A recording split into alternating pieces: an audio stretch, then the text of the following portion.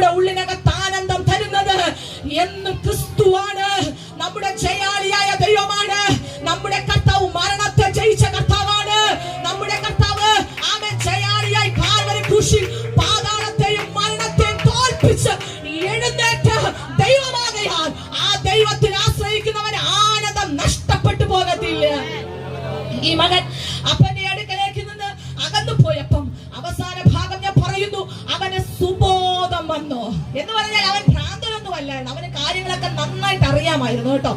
അവന് സുബോധം നഷ്ടപ്പെട്ടൊന്നും നടന്നിട്ടില്ല. പക്ഷെ അവന് സെൽഫിഷ് മൈൻഡിൽ അവൻ സുബോധമില്ലായ്മ, അവന് സ്വന്തം ഇഷ്ടമുണ്ടായിരുന്നു. എന്റെ ഇഷ്ടത്തിന് ഞാൻ സഞ്ചരിക്കും, എന്റെ അപ്പന്റെ ഇഷ്ടത്തിനല്ല, എന്റെ അമ്മയുടെ ഇഷ്ടത്തിനല്ല, എന്റെ ഇഷ്ടത്തിന് എനിക്ക് യാത്ര ചെയ്തേ പറ്റത്തുള്ളൂ, എന്റെ ഇഷ്ടത്തിന് ഞാൻ പോകും, എന്റെ ഇഷ്ടത്തിന് ഞാൻ ആഹാരം കഴിക്കും, എന്റെ ഇഷ്ടത്തിന് ഞാൻ സമ്പാദ്യം ചിലവാക്കും, എന്റെ ഇഷ്ടത്തിന് ഞാൻ ഈ ദേശം വിട്ടുപോകും. ഇന്ന് രാത്രി അങ്ങനെ ആരെങ്കിലും ചിന്തിച്ചിട്ടുണ്ടെങ്കിൽ ആത്മാവിൽ പറയുന്നു, ഈ ദേശം നീ വിട്ടുപോയാൽ, ഈ കുടുംബം നീ വിട്ടുപോയാൽ, സഭ വിട്ടുപോയാൽ, ബന്ധങ്ങൾ വിട്ടുപോയാൽ, പോകുന്നിടത്ത് ഇപ്പൊ കിട്ടുന്ന അനുഗ്രഹം കിട്ടത്തേ ഇല്ല. അത് അനുഗ്രഹം കിട്ടണമെങ്കിൽ ദൈവസന്നിധിയിൽ നിൽക്കണം, നിങ്ങളുടെ കുടുംബത്തിനകത്ത് നിൽക്കണം, ദേശത്ത് നിൽക്കണം, ദൈവം ആക്കിയെടുത്ത് നിൽക്കണം.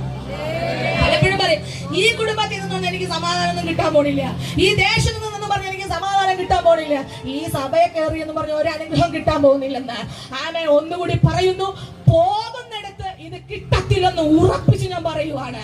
കർത്താവ് പഠിപ്പിച്ച ഉപമയെ അടിസ്ഥാനമാക്കി ഇന്ന് രാത്രി ആത്മാവിൽ പറയുന്നു, ആമേൻ. ദൈവമാക്കിയെടുത്ത് കിട്ടുന്ന ഒരു ആനന്ദമുണ്ട് ദൈവദാസന്മാരെ.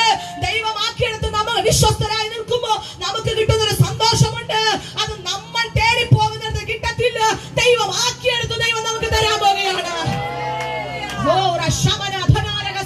രാത്രി ആത്മാവിൽ പറ, എന്റെ കുടുംബത്തിനകത്ത് എനിക്ക് സന്തോഷം കണ്ടെത്താൻ പോവാൻ ഞാന്, എന്റെ ദേശത്തിനെ കണ്ടെത്താൻ പോകുകയാണ്, എന്റെ സഭയ്ക്കകത്ത് ആനന്ദം കണ്ടെത്താൻ പോകുകയാണ്, എന്റെ വ്യക്തിപരമായ ജീവിതത്തിൽ ദൈവം ഏൽപ്പിച്ച ആനന്ദം ഞാൻ കണ്ടെത്താൻ പോകുകയാണ്. അതൊരിക്കലും എന്റെ ഇഷ്ടത്തിനല്ല, ദൈവിക ഇഷ്ടത്തിന് മാത്രമായിരിക്കട്ടെ. സുബോധം നഷ്ടപ്പെട്ടു പോയതല്ല.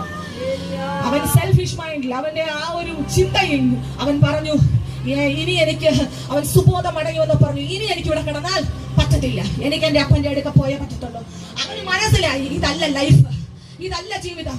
ഈ കാലഘട്ടത്തിൽ പലപ്പോഴും ആമേൻ, ഇതാണ് ജീവിതം, ഇതാണ് സന്തോഷം. പ്ലസ് 2 ആവുമ്പോ സ്വയം ഇഷ്ടത്തിന് ജീവിതം സെലക്ട് ചെയ്യുക, അവരുടെ ഇഷ്ടത്തിന് നടക്കുക, അവരുടെ ഇഷ്ടത്തിന് ഓടുക, അവന്റെ ഇഷ്ടത്തിന് ദേശത്തു നിന്ന് പിന്മാറി പോകുക, സഭയ്ക്കകത്ത് നിന്ന് മാറുക, വീട്ടിൽ നിന്ന് പോകുക.